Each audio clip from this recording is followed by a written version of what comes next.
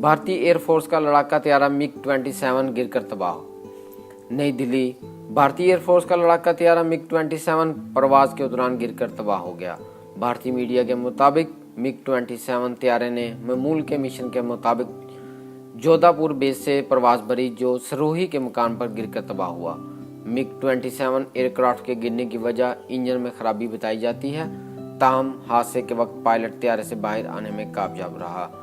भारतीय मीडिया के मुताबिक मिग-27 तैयारा आबादी से दूर गिरा, जिसके नतीजे में किसी जानी नुकसान की इतला नहीं, जबकि हुकाम ने तैयारा हादसे की वजूहात जानने के लिए तहकीकात का हुक्म दे दिया है।